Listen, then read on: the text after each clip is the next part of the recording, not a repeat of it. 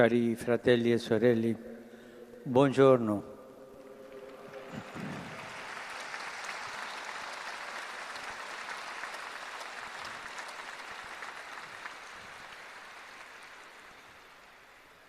Quando noi recitiamo il credo diciamo: credo la Chiesa una, santa, cattolica e apostolica. Non so se avete mai riflettuto sul significato che ha l'espressione la Chiesa è apostolica.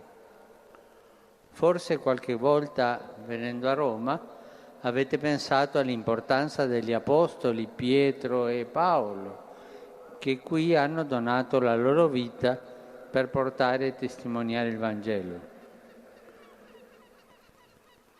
Ma è di più.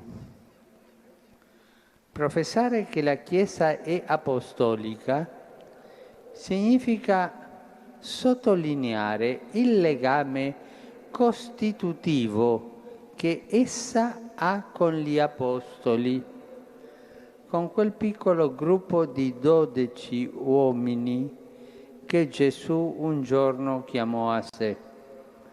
Li chiamò per nome perché rimanessero con lui e per mandarli a predicare.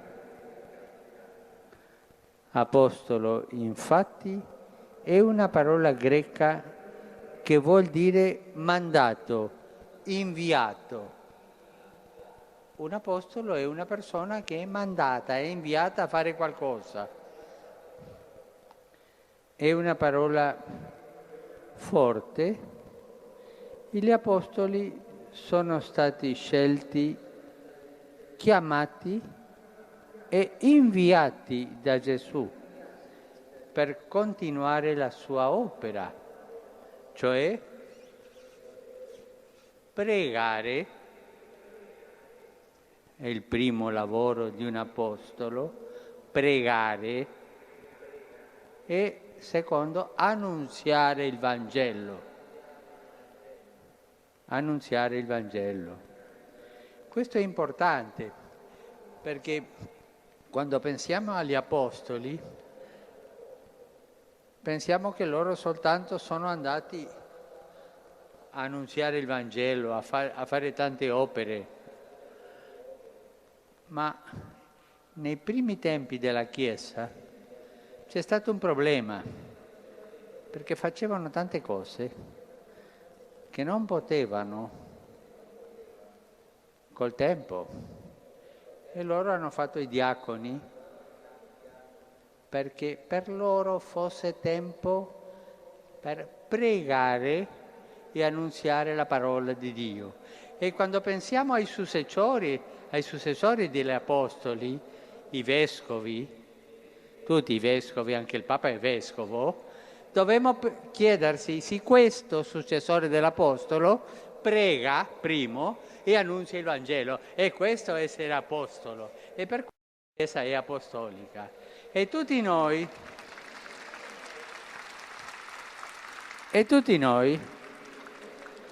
se vogliamo essere apostoli, come spiegherò adesso, dobbiamo chiederci: io prego per la salvezza del mondo e annuncio il Vangelo? Questa è la Chiesa apostolica. È un legame costitutivo che abbiamo con gli apostoli. Partendo proprio da questo, vorrei sottolineare brevemente 3 significati dell'aggettivo apostolica applicato alla Chiesa. Primo, la Chiesa è apostolica perché fondata sulla predicazione e la preghiera degli apostoli, sull'autorità che è stata data loro da Cristo stesso. San Paolo scrive ai cristiani di Efeso: voi siete concittadini dei santi e familiari di Dio, edificati sopra il fondamento degli apostoli e dei profeti, e avendo come pietra d'angolo lo stesso Cristo Gesù. Paragona cioè i cristiani a pietre vive che formano un edificio che è la Chiesa, e questo edificio è fondato sugli Apostoli come colonne, e la pietra che sorregge tutto è Gesù stesso. Senza Gesù non può esistere la Chiesa. Senza Gesù non c'è la Chiesa. Capito questo?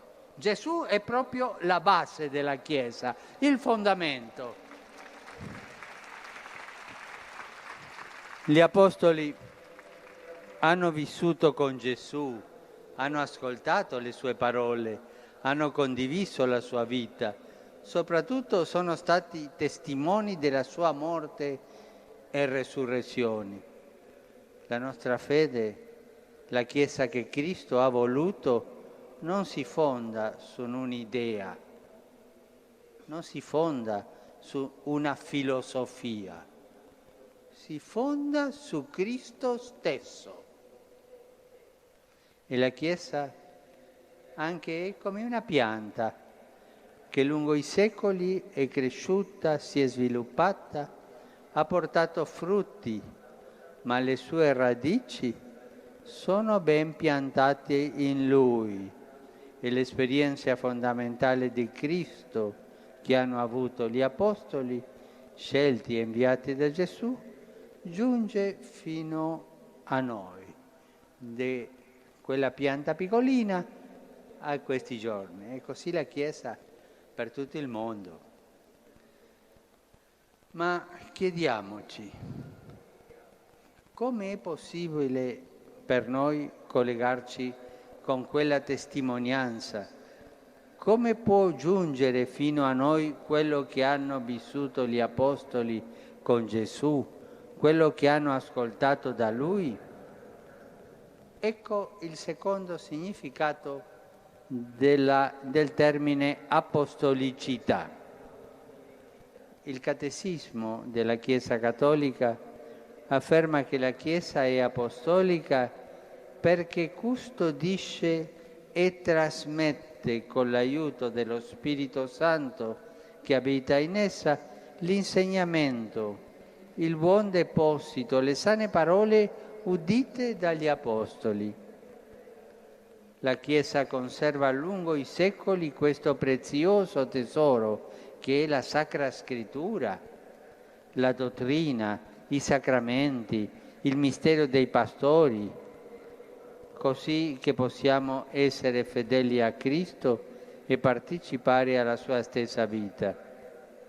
È come un fiume che scorre nella storia, si sviluppa, irriga, ma l'acqua che scorre è sempre quella che parte dalla sorgente, e la sorgente è Cristo stesso.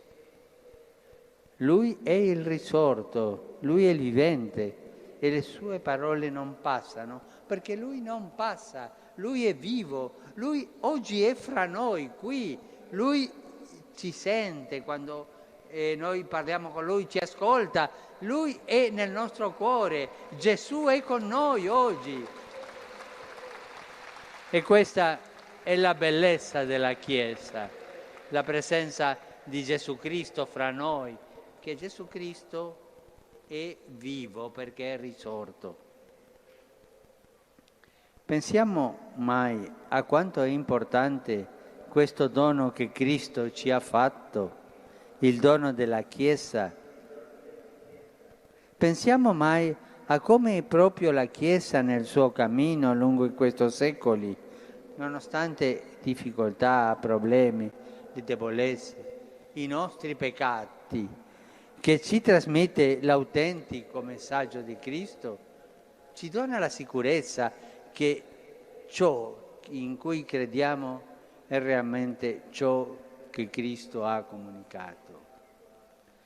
E l'ultimo pensiero: la Chiesa è apostolica perché è inviata a portare il Vangelo a tutto il mondo.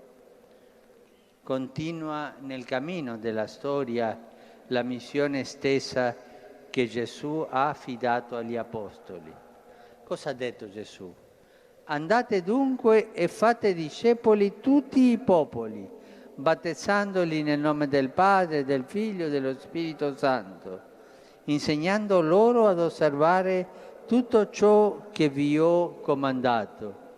Ed ecco, io sono con voi tutti i giorni fino alla fine del mondo. Ma questo è quello che Gesù ci ha detto di fare. Insisto su questo aspetto della missionarietà, perché Cristo invita tutti ad andare incontro agli altri, ci invia, ci chiede di muoverci per portare la gioia del Vangelo. Ancora una volta chiediamoci, siamo missionari con la nostra parola, ma soprattutto con la nostra vita cristiana, con la nostra testimonianza? O siamo cristiani chiusi nel nostro cuore e nelle nostre chiese? Cristiani di sagrestia? Cristiani solo di parole, ma che vivono come pagani? Ma dobbiamo farci queste cose. E questo non è un rimprovero, anche io lo dico a me. Come sono cristiano? Con la testimonianza davvero.